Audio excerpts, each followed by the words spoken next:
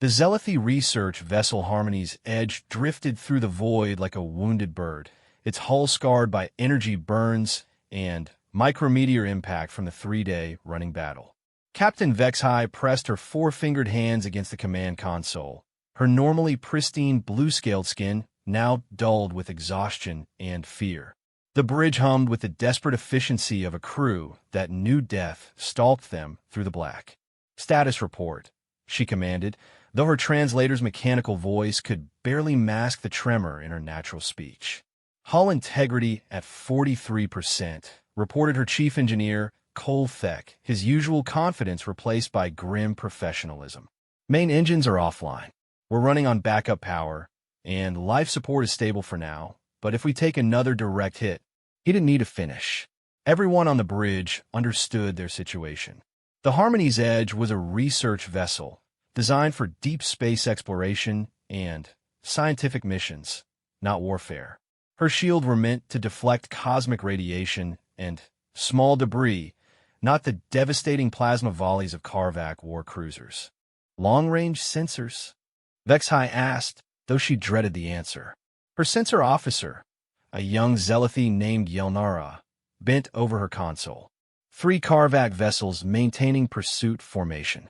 They're hanging back at 20,000 kilometers, but their weapons are still locked on us. They're playing with us, Captain." The words hung in the air like a death sentence. Everyone knew about the Karvak Dominion's reputation. They were apex predators from a high-gravity world where only the strongest survived. For them, warfare wasn't just about conquest. It was about the hunt, the thrill of stalking prey until the moment of the kill. The fact that they weren't finishing the Harmony's Edge immediately meant they were savoring their victory. Vexhai's mind raced through their limited options. They had stumbled upon a Karvak supply depot while conducting routine stellar cartography in what was supposed to be uninhabited space. The research mission had been going perfectly until they emerged from hyperspace to find themselves face-to-face with a military installation that wasn't supposed to exist. The Karvaks had opened fire without warning, without even bothering to issue demands or threats. "Communications officer, have you managed to get a distress signal out?" she asked. "Negative, Captain. They're jamming all standard frequencies. I've been trying to punch through their interference, but their ECM is military grade. Nothing's getting out beyond a few light minutes." The bridge fell silent, except for the low hum of failing systems and the occasional spark from an overloaded relay. Vexhai closed her eyes and tried to think. The Zealothy Confederation was peaceful by nature. They had joined the galactic community centuries ago as explorers and scientists, contributing to the vast network of civilizations that spanned this spiral arm of the galaxy. They had few enemies and fewer military vessels. "Captain," Yelnara spoke up hesitantly, "I'm detecting something on the very edge of sensor range." "It's strange." "Define strange," Vexhai replied, opening her eyes and moving to the sensor station. "It's not showing up on regular scans, but I'm picking up gravitational distortions. Something large is moving out there, but it's using some kind of stealth technology I've never seen before." Hope flickered in Vexhai's chest, but she forced it down. False hope was worse than despair. Could it be more Karvak vessels? "I don't think so. The signature is all wrong. Karvak ships generate distinctive plasma trails from their engines. This is something else entirely." Before Vexhai could respond, the ship shuddered as another energy blast struck their failing shields. The lights flickered, and several consoles went dark. "They're moving closer," Kolthek reported. "Looks like they're getting bored with the cat and mouse game." On the main display, the 3 Karvak war cruisers had indeed closed the distance. Each vessel was nearly twice the size of the Harmony's Edge, their hulls bristling with weapon ports and armor plating. The lead ship, marked with the skull and blade symbol of a Dominion hunting pack, was powering up its main plasma cannon. "Incoming transmission," the communications officer announced. "They're hailing us." "Put it through," Vexhai said, straightening her uniform and steeling herself for what was to come. The view screen flickered to life, revealing the scarred face of a Karvak pack leader. His species resembled what humans might call a cross between a lizard and a bear, with thick scales, powerful muscles, and predatory yellow eyes. Ritual scars covered his snout and cheeks, marking him as a veteran warrior. Zealoty research vessel. He growled an accented galactic standard. I am Pack Leader Zarthok of the Dominion vessel Bloodseeker. You have trespassed in Karvak space and witnessed classified military installations. By the laws of war, your lives are forfeit. Pack Leader, Vexhai replied, keeping her voice steady. We are a peaceful research vessel conducting stellar cartography. We had no knowledge of your presence here. Surely we can reach some kind of arrangement. Arrangement? Zarthok's laugh was a harsh bark that sent chills down Vexhai's spine. The only arrangement is the manner of your death.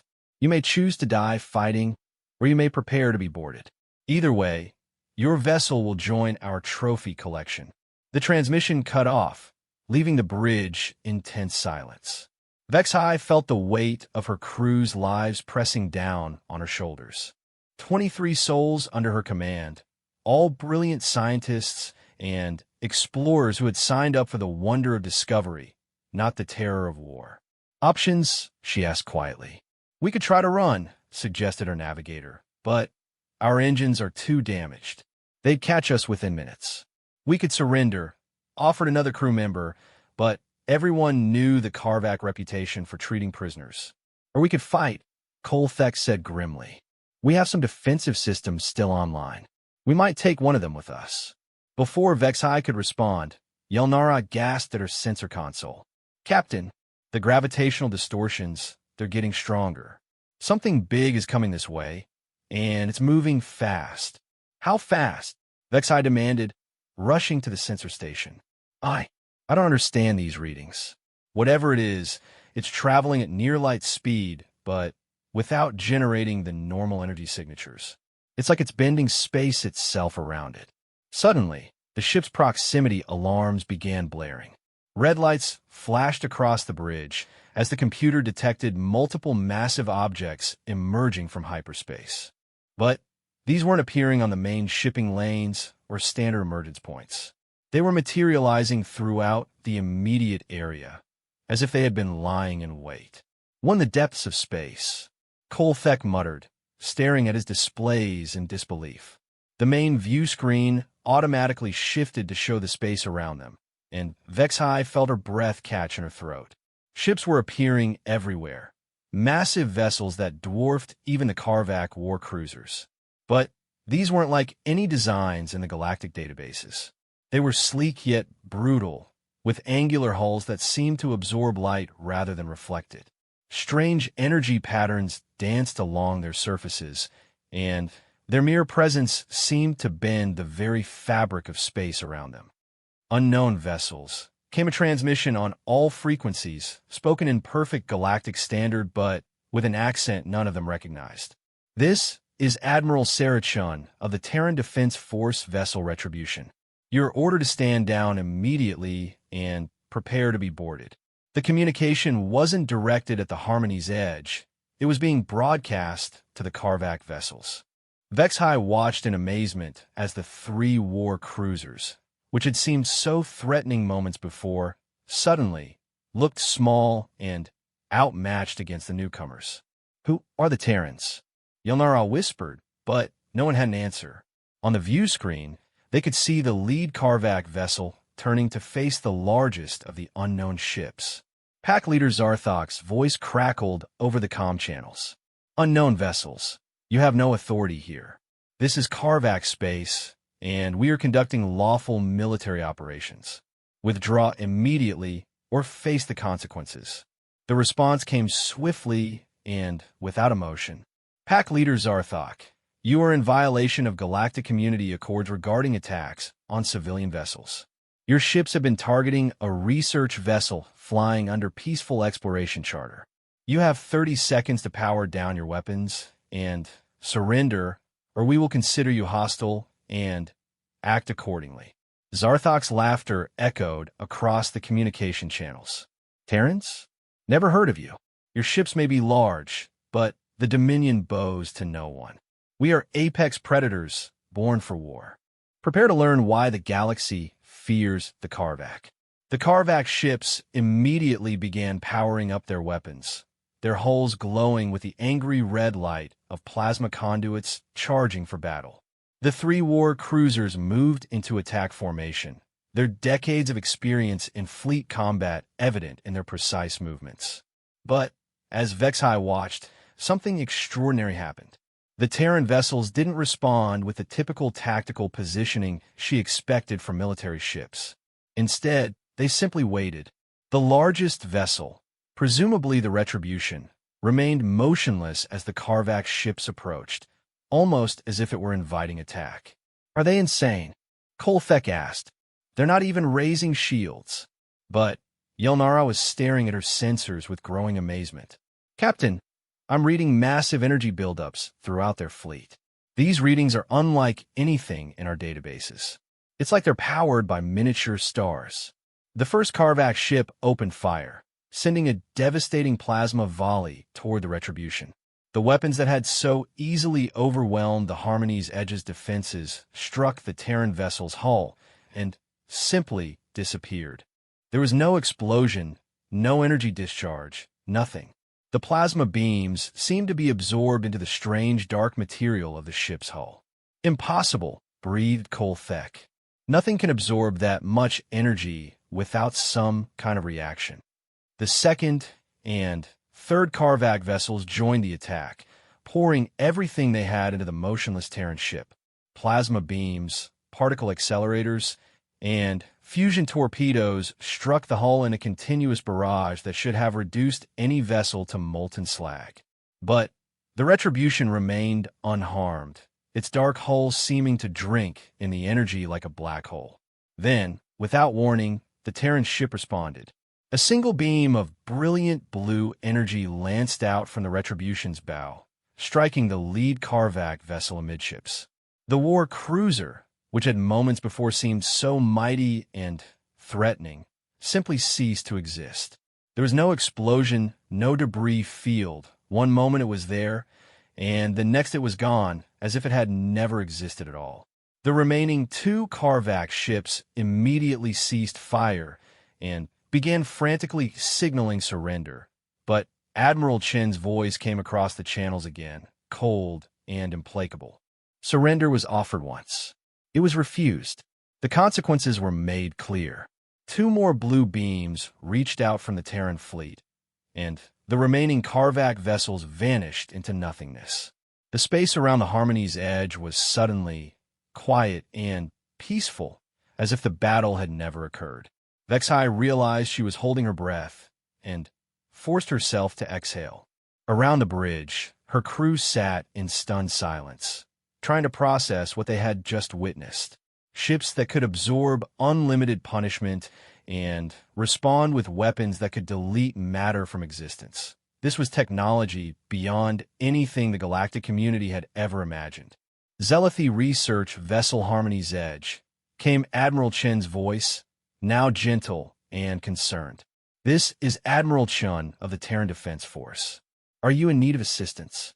Vexhai fumbled for the communication controls, her hands shaking. "Admiral Chun, this is Captain Vexhai. Yes, we require assistance. Our engines are damaged, and we have wounded aboard." "Understood, Captain. We're dispatching medical and engineering teams to your vessel. Please stand by for boarding." As Vexhai watched, one of the smaller Terran ships approached the Harmony's Edge. It was still larger than their research vessel, but compared to the massive Retribution, it seemed almost delicate. As it drew closer, she could see details of its construction. Smooth lines that seemed to flow like liquid metal, no visible weapon ports or engine exhausts, and that same light-absorbing hull material that made it difficult to look at directly. "Captain," Yelnara said softly, "I'm detecting incoming shuttlecraft. Small vessels, but they're using the same technology as the larger ships. No traditional propulsion signatures." Within minutes, the shuttlecraft had docked with the Harmony's Edge, and Vexhai found herself waiting nervously in the main airlock as the boarding tube pressurized. When the hatch finally opened, she got her first look at the beings who had saved their lives. They were bipedal, roughly her own height, but more robust in build. Their skin was pale pink with patches of darker pigmentation, and they had long hair growing from the tops of their heads in various colors. They wore form-fitting uniforms that seemed to be made of the same adaptive material as their ship's hulls, shifting and flowing as they moved. But it was their eyes that struck her most. These weren't the compound eyes of the Karvak or the large, light-sensitive organs of her own species. These were Predator's eyes, forward-facing, alert, and intelligent in a way that suggested both curiosity and caution. The lead figure removed her helmet, revealing a female with short dark hair and intelligent brown eyes. She stepped forward with the confident bearing of someone accustomed to command. "Captain Vexhai, I'm Admiral Sarah Chun. On behalf of the Terran Defense Force and the human species, I'm pleased to make first contact with the Zelathi Confederation." Vexhai blinked in surprise. "First contact? But surely you must be members of the galactic community. Your technology, your knowledge of our languages." Admiral Chen's expression grew serious. "I'm afraid not, Captain. Humanity has been developing in isolation until very recently.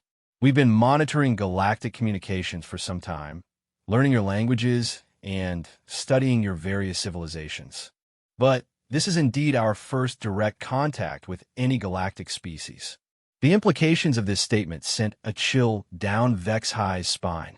If these humans were newcomers to galactic civilization, or had they acquired technology that could casually destroy Karvak war cruisers? And more importantly, what kind of world produced beings capable of building such devastating weapons? "You saved our lives," she said finally. "We are in your debt." "No debt is necessary," Admiral Chen replied. "We simply acted according to our principles. The strong should protect the weak, and scientific exploration should be encouraged, not punished." She paused, studying Vexhai's expression. "I imagine you have many questions." "Many indeed," Vexhai admitted. "Your technology, your species, your sudden appearance. None of this appears in any galactic database." Admiral Chen nodded. "I understand your confusion. Perhaps we should start with the basics. The human species originates from a world called Earth, located in what you probably know as Sector 7G of the Galactic Rim. It's what your databases would classify as a Class 12 death world." The medical scanner in Vexhai's hand nearly slipped from her fingers. "A death world? But that's impossible. No sapient species has ever evolved on a Class 12 death world. The environmental pressures alone would prevent the development of complex civilization." "And yet, here we are," Admiral Chun said with what Vexhai was beginning to recognize as a human smile. "Earth is a high-gravity world with extreme weather patterns, aggressive predatory life forms, and frequent catastrophic events. It has shaped us into something quite different from most galactic species." As if to demonstrate her point, one of the human engineering teams hefted a piece of equipment that Vexhai knew would require 3 Zelathi working together to move. The human carried it effortlessly with one arm while operating a diagnostic tool with the other. "We call ourselves a Deathworlder species," Admiral Chen continued. "And we've recently learned that we're not alone in that classification. There are others, worlds that forge their children in the fires of adversity and create beings capable of thriving in conditions that would kill most galactic citizens." Over the next several hours, as human medical teams tended to the wounded and engineering crews worked to repair the Harmony's Edge's critical systems, Vexhai learned more about humanity than she had ever imagined possible. They were indeed from a death world, but unlike the popular galactic perception of such places breeding only monsters and savages, Earth had produced a species that combined incredible physical capabilities with advanced intelligence and a surprisingly strong moral code. "Your response to our distress was remarkably swift," Vexhai observed as she watched human engineers effortlessly repair systems that would have taken her crew days to fix. "How did you know we needed help?" Admiral Chen's expression grew more serious. "We've been monitoring this region of space for several weeks. We detected the Karvak installation and have been observing their activities. When your ship emerged from hyperspace, We knew there would be trouble. You knew about the installation? Then, you're conducting intelligence operations in this sector. In a manner of speaking, Admiral Chun chose her words carefully. Humanity has recently become aware of certain aggressive expansionist movements within the galaxy. The Karvak Dominion's secret bases, the Vorthak Empire's slave raids, the Hegemony's forced annexations. These activities run counter to the principles of the galactic community, yet they continue largely unchecked. Vexhai felt a chill at the mention of other threat species. You know about all of them? We know about many of them. And we've decided that it's time for someone to do something about it. The implications were staggering. Here was a previously unknown species with technology that could apparently handle any threat the galaxy could produce, and they seemed determined to take an active role in galactic affairs. For peaceful species like the Zealothi, this could mean protection from the aggressive, expansionist empires. But it could also mean the introduction of a new and potentially dominant force into galactic politics. Admiral, Vexhai said carefully, what exactly are humanity's intentions regarding galactic civilization? Admiral Chun was quiet for a long moment, looking out through the viewport at the other human ships, maintaining their protective formation around the Harmony's edge. When she spoke, her voice carried the weight of absolute conviction. Humanity believes that sapient beings have certain fundamental rights, Captain. The right to explore, to learn, to live in peace without fear of predation. We've spent centuries fighting for those rights on our own world, and we've recently learned that the same fight exists on a galactic scale. She turned back to face Vexhai directly.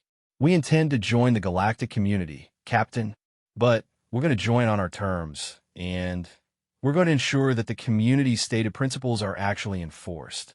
The age of apex predator species, terrorizing peaceful civilizations, is coming to an end. As if to emphasize her point, the massive form of the retribution shifted slightly, its hull catching the light from the local star and revealing the true scope of its size. The ship was easily 10 times the mass of a Karvak war cruiser, and Vexhai was beginning to suspect that it represented just a small fraction of human military capability. You're going to war against the aggressive species? She asked. We're going to enforce the peace, Admiral Chin corrected. There's a difference. Species that wish to live according to galactic accords and respect the rights of others will find humanity to be a valuable ally. Species that insist on predation and conquest will discover that they are no longer the apex predators they thought they were. The human engineering team signaled completion of their repairs, and Admiral Chin's aide approached to brief her on the status of the Harmony's Edge. The ship was now fully operational, its engines running more efficiently than they had in years thanks to human improvements to the power systems. Captain Vexhai, Admiral Chun said as she prepared to return to her shuttle, I'm going to ask you to carry a message back to the Zealothi Confederation and the galactic community as a whole. I'm listening. Tell them that humanity wishes to establish formal diplomatic relations with all peaceful species. Tell them that we offer our protection to any civilization threatened by aggressive expansion or predation. And tell them that the galaxy is about to become a much safer place for those who wish to live in peace. Admiral Chun paused at the airlock threshold. Oh, and Captain, you might want to update your stellar cartography databases. This sector is now under human protection. Any research vessels operating here will have our full support and security. As the human shuttles departed and the Terran fleet began to disperse, Vexhai stood on her bridge and tried to process everything that had happened. In the space of a few hours, her understanding of galactic civilization had been completely overturned.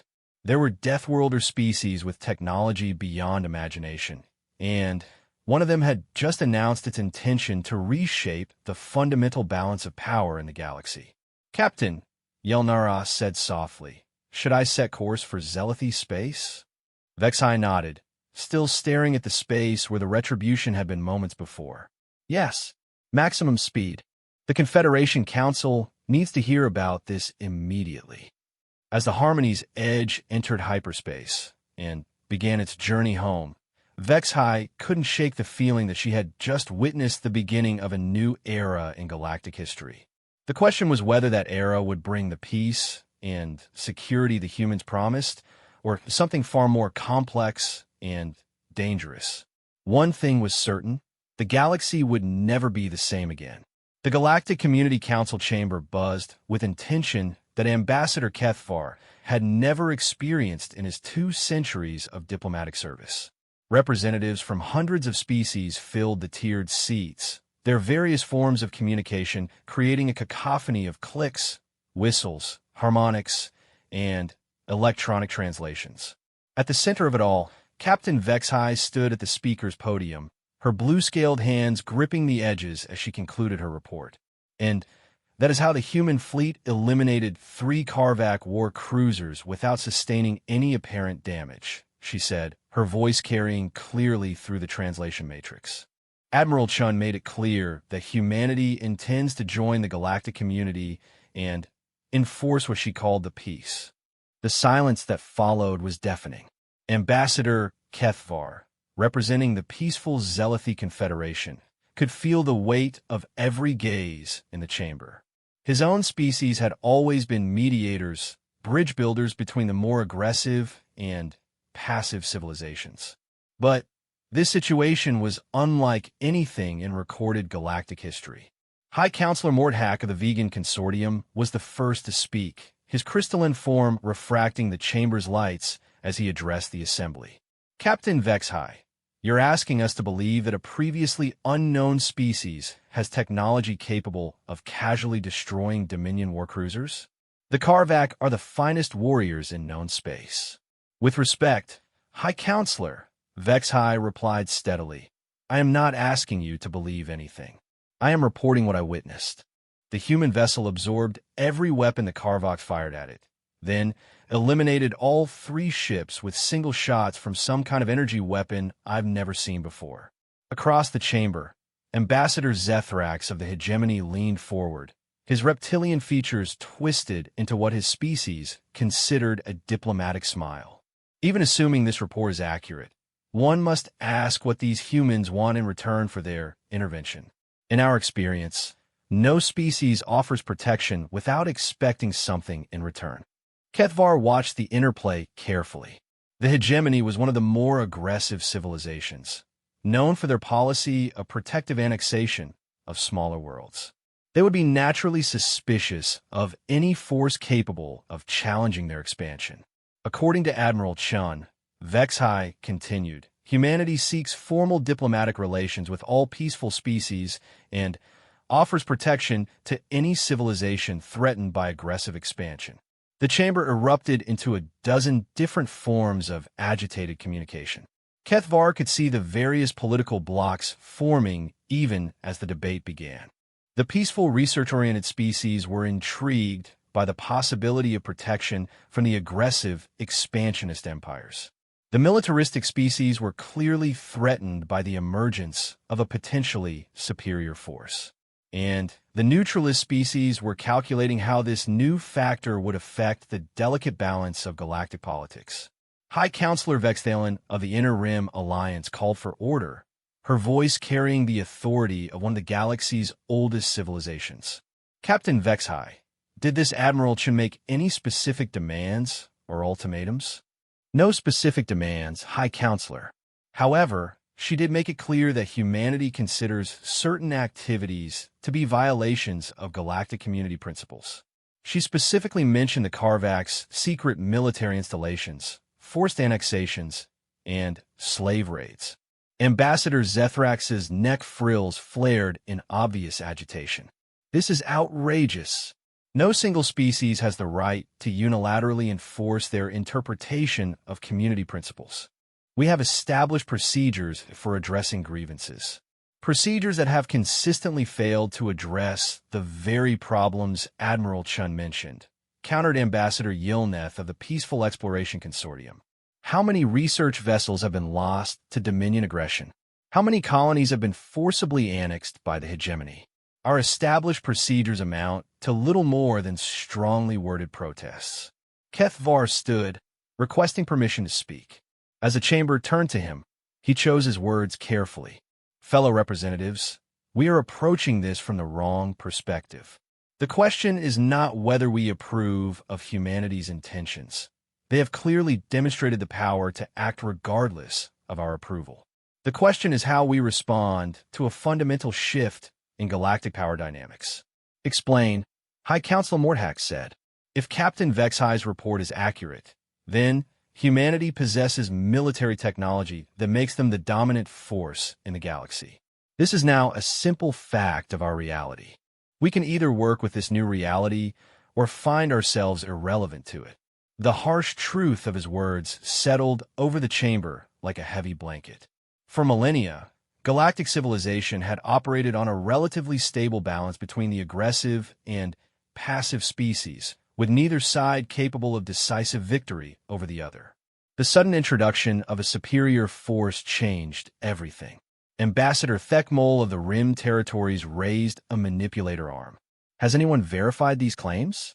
We have only the word of a single research vessel crew. Perhaps we should investigate before drawing any conclusions. An excellent suggestion, said a new voice from the chamber entrance. Every head turned to see a small group of beings entering the council chamber. They were bipedal, roughly the same size as most humanoid species, but their movements carried a fluid grace that spoke of perfect physical coordination. Their uniforms seemed to be made of the same adaptive material Captain Vexhi had described, and their forward-facing eyes swept the chamber with calm intelligence. The lead figure stepped forward and addressed the assembly. High Counselor Vexthalen, honorable representatives, I am Ambassador Elena Vasquez of the Terran Diplomatic Corps. I formally request permission to address this assembly. The chamber fell silent. The speed of the human response was impressive. Captain Vexhi had only returned to galactic community space 2 days ago. Either the humans had faster-than-light communication technology to match their apparent military superiority, or they had anticipated this exact scenario. High Counselor Vexthalen recovered from her surprise quickly. Ambassador Vasquez, the galactic community recognizes no formal diplomatic status for the human species. However, given the extraordinary circumstances, we will hear your words. Thank you, High Counselor. Ambassador Vasquez moved to the speaker's podium with confident steps. I come before you today, not as a conqueror or aggressor, but as a representative of a species that has recently become aware of galactic civilization and wishes to take its place within it. She paused, allowing her words to be translated into the dozens of languages represented in the chamber. Humanity spent millennia believing we were alone in the universe. Imagine our amazement when we discovered that the galaxy teems with intelligent life, with ancient civilizations that have achieved wonders we could barely dream of. Ambassador Kethvar found himself studying the human carefully. Her diplomatic training was evident, but there was something else, a confidence that went beyond mere political skill.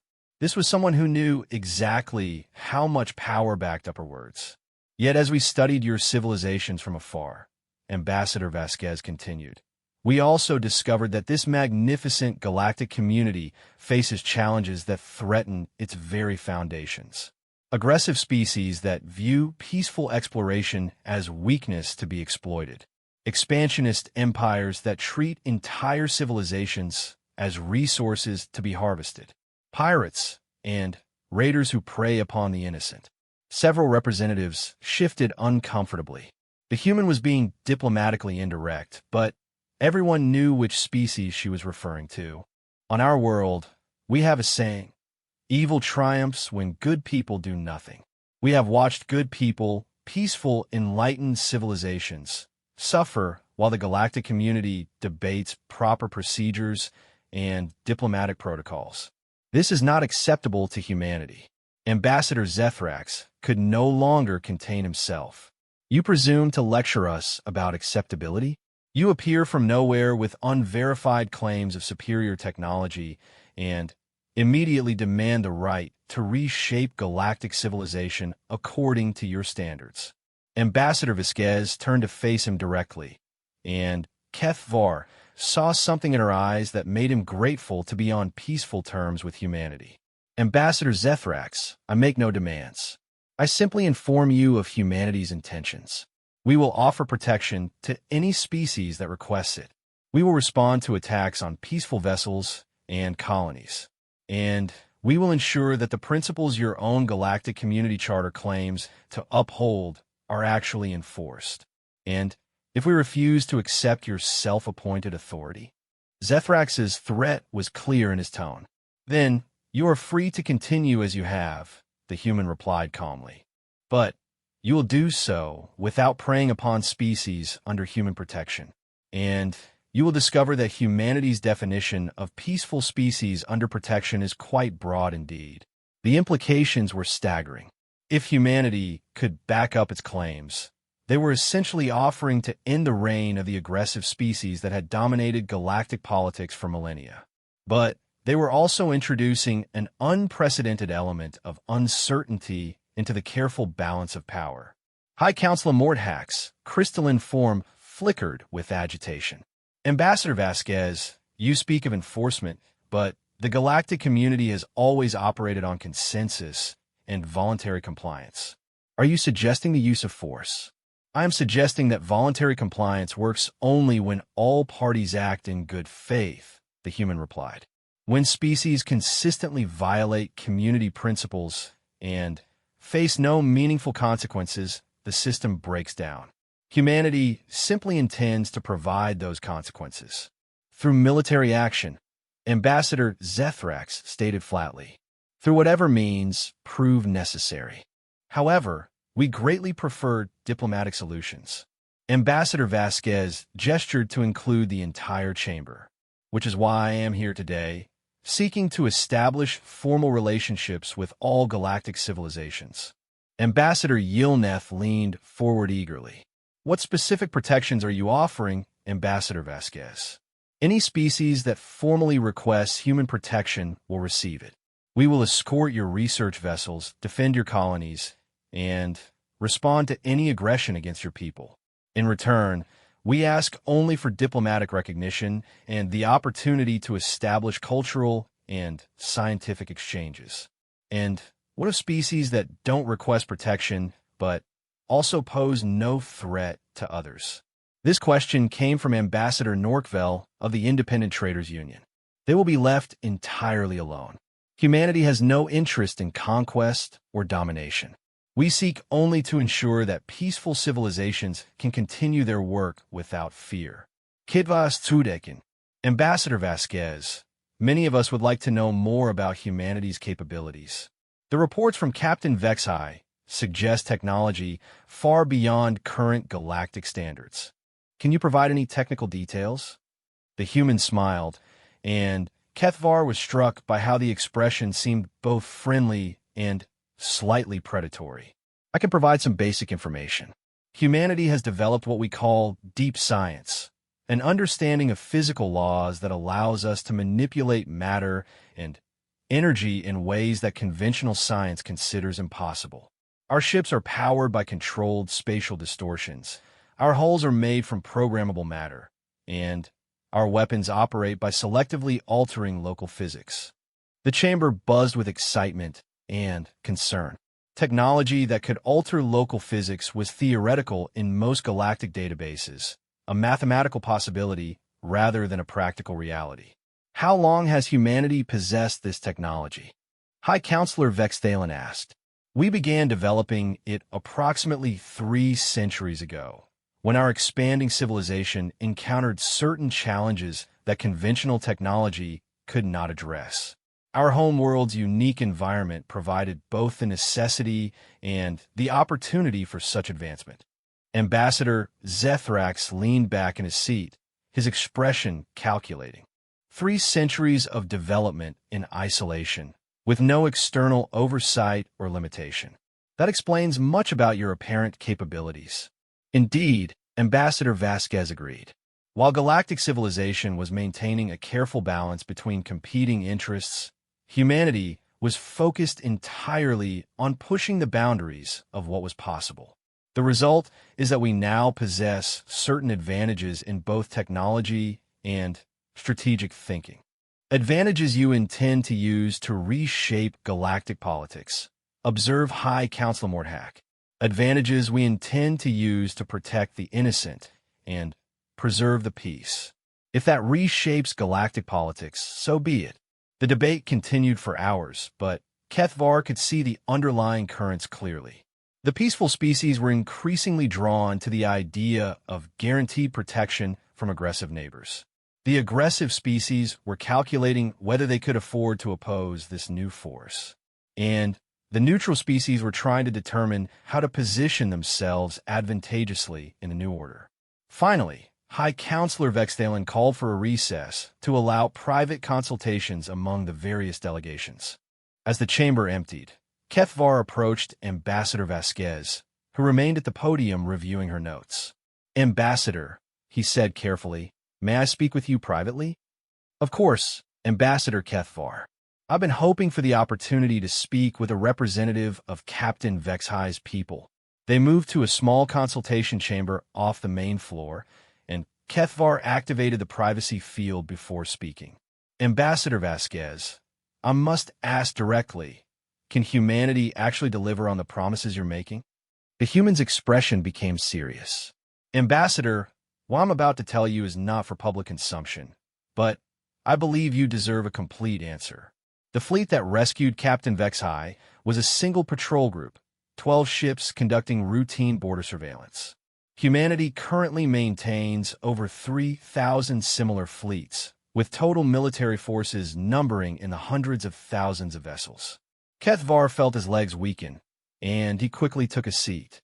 Hundreds of thousands of ships with technology capable of destroying Karvak war cruisers with single shots. Our military philosophy is based on overwhelming superiority rather than numerical equality. We prefer to end conflicts quickly and decisively rather than engage in prolonged warfare. Ambassador Vasquez sat across from him. "Ambassador, I want to be clear about something.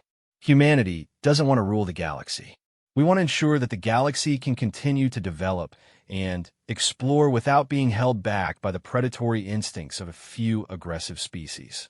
But you're willing to use force to achieve that goal. We're willing to use force to defend against aggression. There's a difference." The human leaned forward slightly. "Let me ask you something, Ambassador.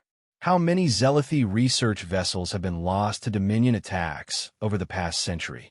Kethvar's pain at the question must have shown on his face. 17 ships, over 400 researchers and explorers. And how many diplomatic protests were filed? How many sanctions were imposed? How many meaningful consequences did the Dominion face for those attacks? None, Kethvar admitted quietly. The Dominion claims sovereign right to defend their territory, and the Council has never been able to reach consensus on meaningful action. Exactly. The system is broken, Ambassador. It protects the aggressors while failing the victims. Humanity intends to fix that. They sat in silence for a moment before Kethvar spoke again. "What will you do if the Council refuses to formally recognize humanity?" "We'll proceed anyway. Formal recognition would be preferred, but it's not necessary. We've already begun establishing bilateral relationships with several species. The Peaceful Exploration Consortium has quietly requested protection for their research fleets. The Rim territories want security guarantees for their trade routes. The Scientific Union wants cultural exchange programs." The implications were clear. Humanity was building a coalition of the willing while simultaneously presenting the galactic community with a fait accompli. They would reshape galactic civilization with or without official approval. And species that oppose you? Ambassador Vasquez's expression hardened slightly. Species that simply disagree with our methods will be left alone. Species that actively work to undermine galactic peace and prey upon the innocent will find themselves facing consequences they never imagined. As they returned to the main chamber, Kethvar realized that he was witnessing a pivotal moment in galactic history. For the first time in millennia, the aggressive species that had dominated through fear and superior firepower were facing an opposition they couldn't simply overpower. The question was whether this would lead to a new era of peace or an escalation of conflict that could devastate entire star systems. The afternoon session was even more intense than the morning debate. Representatives demanded technical specifications, strategic assessments, and detailed policy proposals. Ambassador Vasquez answered most questions with diplomatic skill, but Kethvar noticed that she avoided providing any information that could be used to develop countermeasures against human technology. When Ambassador Zethrax directly challenged humanity's right to interfere in sovereign affairs, the humans' response was both diplomatic and chilling. Ambassador, sovereignty is not a license for aggression. Species that respect the rights of others will find their sovereignty absolutely respected by humanity. Species that use sovereignty as an excuse for predation will discover that the concept has limits. As the session concluded, it was clear that no formal vote would be taken today. Too many species needed time to consult with their home governments, to analyze the implications, and to decide where they stood in this new galactic order. But as Kethvar watched Ambassador Vasquez calmly pack her materials and prepare to leave, he realized that the vote might not matter. Humanity had announced their intentions, demonstrated their power, and begun building their coalition. The galaxy was already changing, whether the galactic community formally acknowledged it or not. The age of humanity had begun, and there would be no going back. 3 months after the historic Galactic Council session, the remote mining colony of Kethmoran in the Outer Rim received an unexpected visitor. The colony administrator, a nervous Frithari named Gexlon, watched through the observation deck's transparent aluminum windows as a massive shape emerged from hyperspace above their small world. The ship was unlike anything in the standard databases. Its hull seemed to absorb light rather than reflect it, and strange energy patterns danced along its surface like captured lightning. More unsettling was its size. The vessel dwarfed the mining platforms and cargo haulers that represented the colony's only connection to galactic civilization. "Sir," reported the colony's communications officer, her voice tight with anxiety, "we're receiving a transmission from the unknown vessel. They're requesting permission to establish orbit and send down a diplomatic shuttle." Gexlon's tentacles writhed nervously as he processed this information. Kethmoran was strategically worthless, a small world rich in rare minerals, but far from any major shipping lanes. They rarely received visitors beyond the quarterly cargo runs that carried away their extracted resources. "Did they identify themselves?" he asked. "Yes, sir. They claim to be from something called the Terran Defense Force. The ship identifies itself as the TDF Guardian's Resolve." The name meant nothing to Gexlon, but he had heard rumors from the cargo haulers about a new species that had emerged from unknown space. Stories of impossible technology and ships that could destroy entire fleets with single shots. He had dismissed most of it as spacer tales and exaggeration. Grant them permission to establish orbit, he decided, but maintain full defensive protocols. Alert the security chief and have all department heads stand by. Within the hour, a sleek shuttle had landed at the colony's modest spaceport. Gexlon watched nervously as the boarding ramp lowered and 3 figures emerged. They were bipedal humanoids, somewhat taller than the Frithari, but moving with a fluid grace that suggested perfect physical conditioning. Their uniforms appeared to be made of some kind of adaptive material that seemed to shift and flow as they walked. The lead figure was a female with dark skin and short-cropped hair, her bearing radiating the quiet confidence of someone accustomed to command. She approached Gexlon with a warm smile that somehow made him even more nervous. "Administrator Gexlon, I presume," she said, her words translated perfectly by a device at her collar. "I'm Commander Sarah Mitchell of the Terran Defense Force. Thank you for allowing us to visit your colony." Gexlon bobbed his head in what his species considered a polite greeting.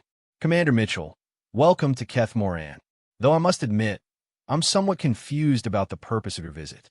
We're a simple mining operation, hardly worthy of military attention."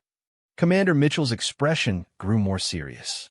"Actually, Administrator, Your colony is exactly why we're here. We've been monitoring communications traffic in this sector, and we've detected concerning patterns of activity that may pose a threat to settlements like yours. Threats? What kind of threats? Pirates, mostly. But also some indications that certain aggressive species may be expanding their operations into this region. The hegemony has been particularly active lately, conducting what they call resource surveys and systems with undefended colonies. A chill ran through Gexlon's nervous system. The hegemony's reputation was well known throughout the galaxy. Their resource surveys invariably led to forced annexation and the enslavement of local populations. Keth Moran's small security force was designed to handle mining accidents and the occasional drunk miner, not military assault. Commander, are you saying the hegemony is targeting our colony? Not specifically, but colonies like yours are exactly the kind of targets they prefer. Remote, lightly defended, rich in resources, and far from any major military presence that might interfere with their operations. Commander Mitchell gestured toward the observation windows where her ship hung in orbit like a dark angel.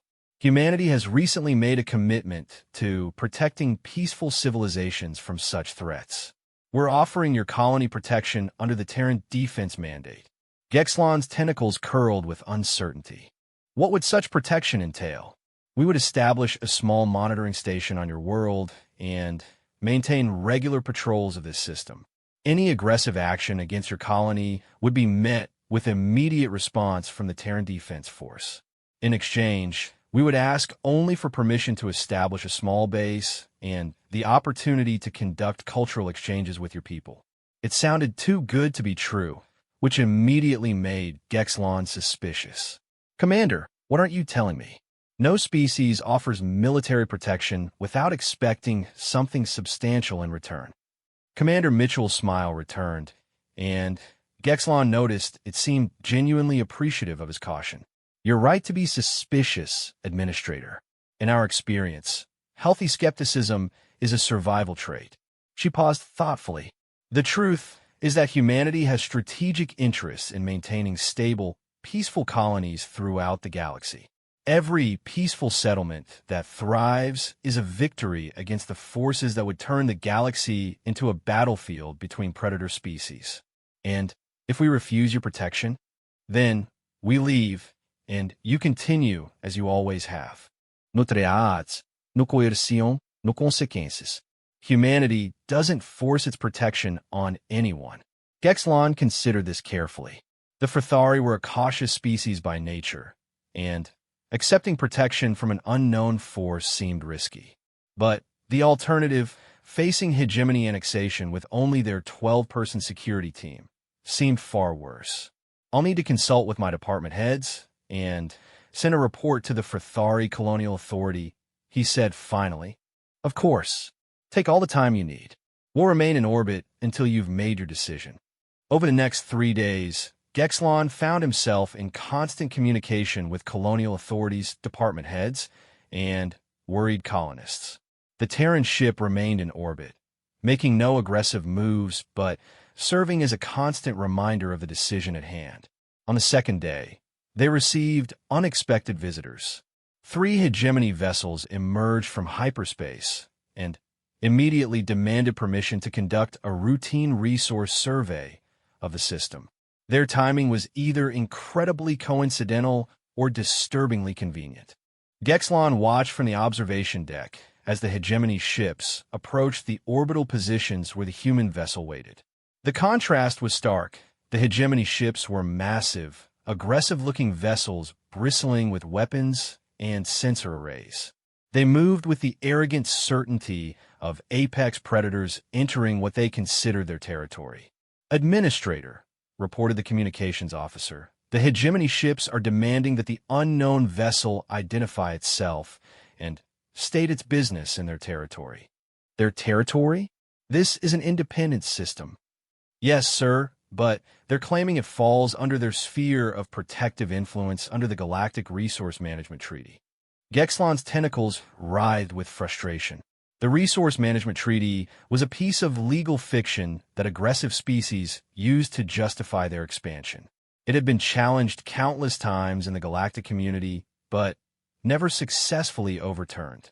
The response from a human ship was swift and direct. Hegemony vessels. This is Commander Sarah Mitchell of the TDF Guardians Resolve.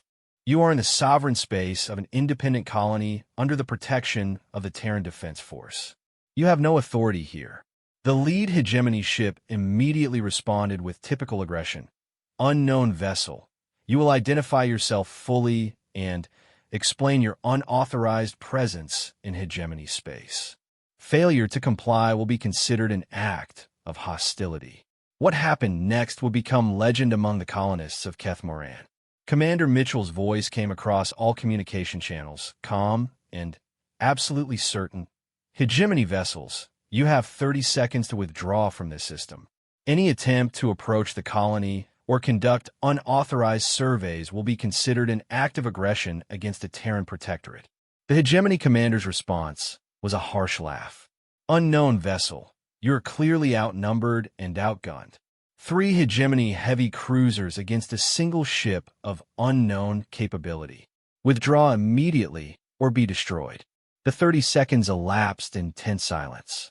Then Commander Mitchell's voice returned, carrying the weight of absolute certainty. Time's up. What followed defied everything Gexlon thought he knew about space combat. The human ship didn't move, didn't change position, didn't even appear to power up weapons. Instead, 3 impossibly thin beams of blue-white energy reached out across the void, connecting the Guardian's resolve to each of the hegemony vessels. The beams lasted for perhaps 2 seconds. When they ceased, the 3 hegemony heavy cruisers were simply gone. Not destroyed in explosions of debris and energy gone, the space they had occupied was empty, as if they had never existed at all. Commander Mitchell's voice filled the stunned silence. Keth Moran Colony, this is Commander Mitchell. The unauthorized vessels have been removed from your system. Please proceed with your normal operations. Gexlon stared at the empty space where 3 massive warships had been moments before, his mind struggling to process what he had witnessed. The human ship hung motionless in orbit, showing no signs of the devastating power it had just demonstrated. Sir, whispered the communications officer, what do I put in the log? Before Gexlon could answer, Commander Mitchell's shuttle was requesting permission to land again. Within an hour, the human was back in his office, looking exactly as calm and composed as she had 3 days earlier. Administrator, she said without preamble, I apologize for the disturbance.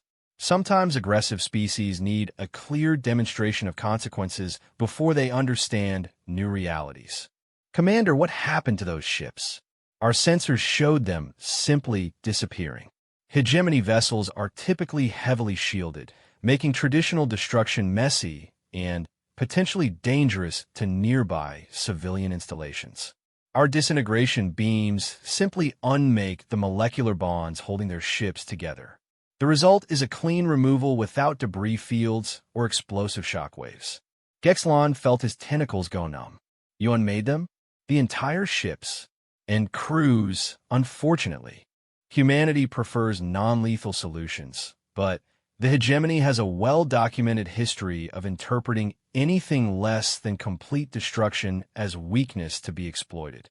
The casual tone with which she discussed the elimination of 3 ships and their crews sent another chill through Gexlon's system. These humans weren't just technologically superior. They approached warfare with a cold efficiency that was more terrifying than the most aggressive species in the galaxy. Commander, how many ships like yours does humanity possess? Sufficient to guarantee the protection we're offering, she replied diplomatically. Administrator, I understand that our capabilities may seem overwhelming. That's intentional. Humanity learned long ago that the most efficient way to prevent war is to make the cost of aggression so high that no rational actor will attempt it. Gexlon was quiet for a long moment, processing the implications. And if other hegemony forces come seeking revenge for those ships, then they'll discover that the 3 vessels we removed were actually among their more advanced units. Standard hegemony forces are significantly less challenging to deal with. The matter-of-fact way, she said this was somehow more unsettling than any threat could have been. These humans weren't bragging or posturing. They were simply stating operational facts. What about the galactic community? Won't there be consequences for destroying hegemony vessels? Commander Mitchell's expression grew slightly harder. Administrator, the galactic community has spent centuries debating proper procedures while species like the hegemony prey upon peaceful colonies. We've decided that the time for debate has ended. Action is required. But surely there will be diplomatic repercussions. The hegemony is currently dealing with similar incidents in 17 other systems where they've attempted unauthorized annexations in the past month. They're discovering that their traditional tactics no longer work. As for diplomatic repercussions, she shrugged slightly. Hard to have diplomatic repercussions when the aggressor species is too busy trying to figure out how to survive to file complaints. Over the following week, Gexlon watched as the colony transformed under human protection. The monitoring station they established was a marvel of technology, a small facility that somehow managed to maintain real-time surveillance of the entire star system, while generating its own power through methods that human engineers described as localized spatial distortion. More importantly, word of the hegemony incident spread quickly through both official and unofficial channels. Pirate activity in the region dropped to zero almost overnight. Trade ships that had previously avoided the dangerous Outer Rim began including Keth Moran in their routes. The colony's economy, which had struggled with irregular supply runs and constant security concerns, suddenly began thriving. But it was during his conversations with the human technical teams that Gexlon began to understand the true scope of what was happening to galactic civilization. These weren't just advanced warriors. They were scientists, engineers, and explorers whose casual discussions revealed knowledge that exceeded anything in galactic databases. "Commander," he asked one evening as they reviewed the security improvements to the colony's infrastructure, "how long has humanity been traveling between stars?" "Roughly 4 centuries, though we didn't encounter other sapient species until recently. Earth is located in what most galactic maps classify as an uninhabitable region. 4 centuries of uninterrupted development without external interference," Gexlon mused. "That explains much about your technological advantages. Actually, our primary advantages come from necessity rather than isolation," Commander Mitchell corrected. "Earth is what your databases would classify as a Class 12 death world. Humanity evolved under conditions that most galactic species would consider impossible to survive, let alone develop civilization within." Gexlon's tentacles curled with amazement. A Class 12 death world? But no sapient species has ever evolved under such conditions. Which is why it took the galaxy so long to discover us. No one was looking for civilization in regions classified as uninhabitable. Commander Mitchell smiled. "But it also explains why humanity approaches problems differently than most galactic species. When your entire evolutionary history is spent overcoming impossible odds, you develop a different perspective on what constitutes an insurmountable challenge." As the weeks passed, Gexlon received regular reports about similar incidents throughout the Outer Rim. Human fleets were appearing wherever aggressive species attempted forced annexations or piracy. The pattern was always the same: a polite request for the aggressors to withdraw, followed by swift and total elimination if they refused. The aggressive species were beginning to adapt, though not in the way anyone expected. Rather than escalating their military responses, they were simply avoiding regions where humans had established protection. The result was an unprecedented expansion of safe space for peaceful species. "It's remarkable," Gexlon commented to Commander Mitchell during one of their regular meetings. "For the first time in our colony's history, our cargo haulers are arriving on schedule without security escorts. That's the point, Administrator. Peace through strength isn't just a military philosophy. It's an economic and social strategy. When peaceful species can operate without fear, everyone benefits. Even humanity, especially humanity." We're explorers and scientists at heart, administrator. We much prefer studying new civilizations and trading knowledge to fighting wars. But we've learned that sometimes you have to fight to preserve the peace that makes exploration possible. As Gexlon stood in his observation deck that evening, watching human patrol ships move through the system like guardian spirits, he realized that he was witnessing the birth of a new galactic order. The age of predatory expansion was ending, replaced by something unprecedented in galactic history, a civilization with the power to enforce peace and the wisdom to use that power judiciously. The question that remained was whether the rest of the galaxy would adapt to this new reality or try to fight it. Based on what he had seen of human capabilities, Gexlon suspected that resistance would be both futile and brief. The galaxy was changing one protected colony at a time. Admiral Zarkon of the Karvak Dominion stood before the vast tactical display in his flagship's war room, his scarred face illuminated by the red glow of strategic markers that showed the collapse of everything his people had built over the past 3 centuries. The Death's Glory was the most powerful vessel in the Dominion fleet, a kilometer-long instrument of destruction that had broken the defenses of 100 worlds. Today, it felt as fragile as a cargo shuttle. "Report," he growled to his intelligence chief, though he already knew what he would hear. 17 more patrol fleets have gone missing this week, reported Commander Vexthal, her voice carefully controlled despite the devastating news. The humans eliminated Hunting Pack Korthmak when they attempted to claim the Nedari system. Hunting Pack Vorthek disappeared entirely while investigating the Terran protection zone around the Zelathi research stations. Admiral Zarkon's claws scraped against the metal of his command chair. In 6 months, the Karvak Dominion had lost over 200 ships to these mysterious humans. Not captured, not driven off, simply erased from existence as if they had never been built. "What about the Alliance proposal from the hegemony?" he asked. "Overlord Vashtar is still interested in coordinating our response to the human threat," Commander Vexthal replied. "However, they've lost 3 major fleets this month alone. Their confidence in a military solution is diminished." The admission stung. The Karvak had always prided themselves on being the apex predators of known space. Their warrior culture had dominated through superior tactics, advanced weapons, and the sheer ferocity that came from evolving on a world where only the strongest survived each day. To be reduced to discussing alliances with species they had once considered prey was a humiliation beyond bearing. "Show me the tactical analysis of human capabilities," Zarkon commanded. The holographic display shifted to show recorded footage from the few engagements where Dominion ships had managed to transmit data before being destroyed. The videos were all similar.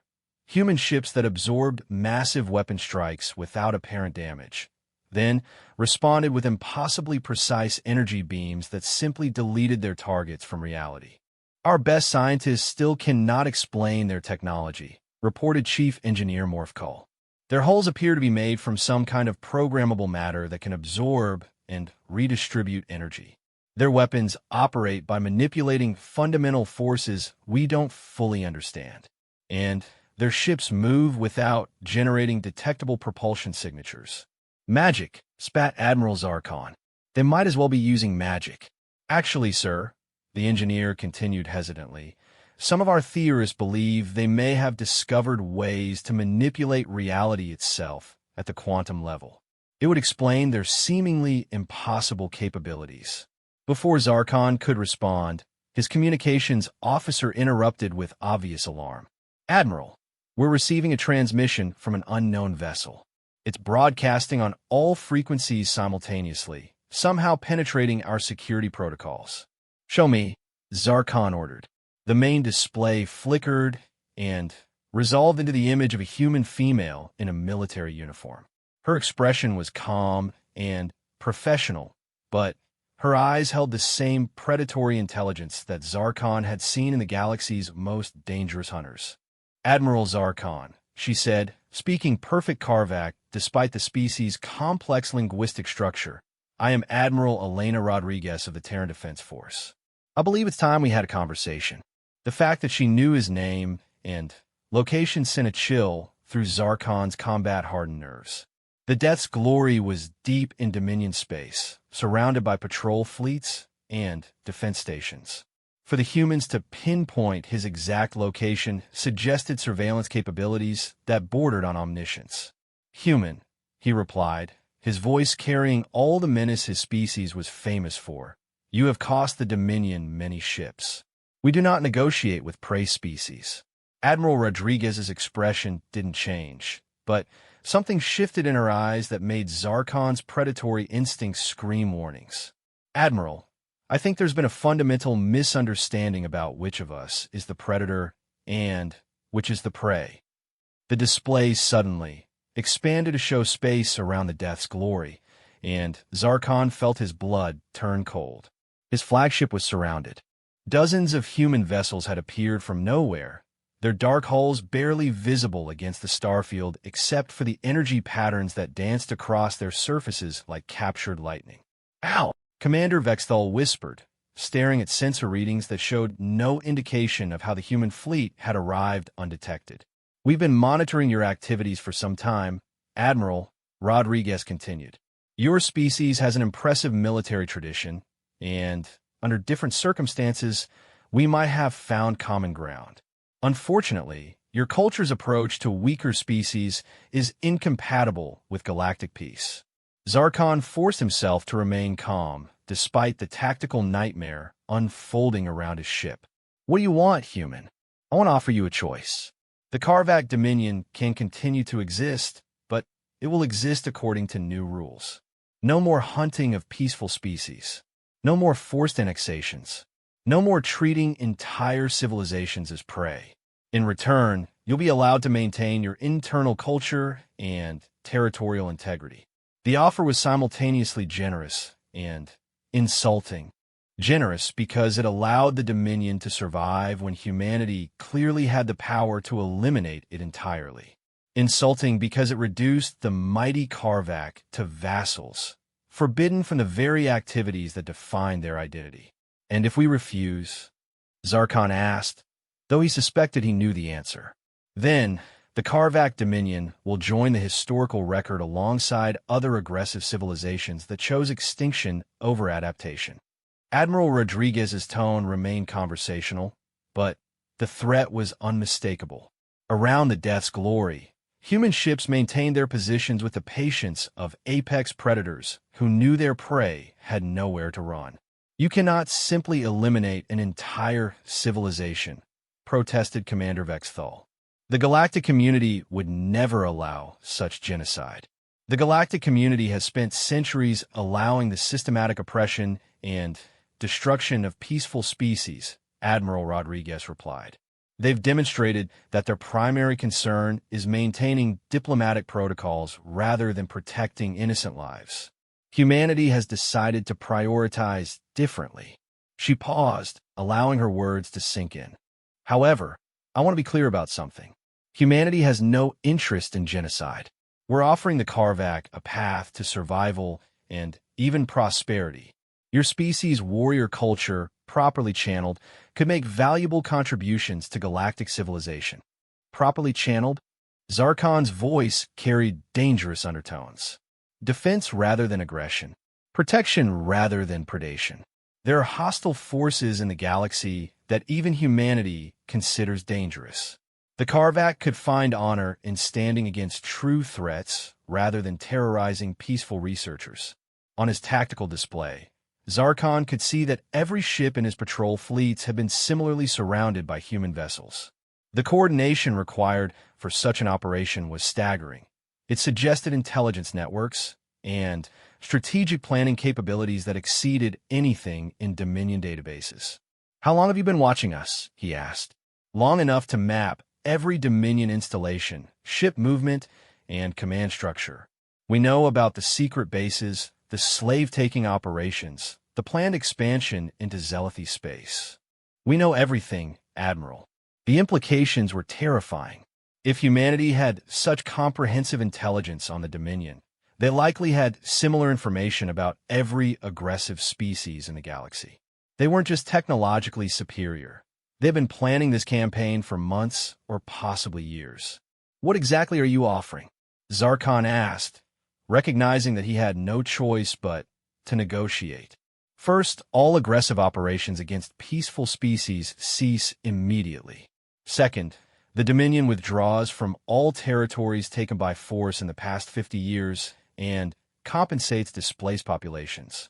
Third, your military forces are restructured to focus on legitimate defense rather than expansion. That would reduce the Dominion to a fraction of its current size, protested Chief Engineer Morphcall. Yes, but it would ensure its survival, Admiral Rodriguez replied. The alternative is complete elimination. Your choice.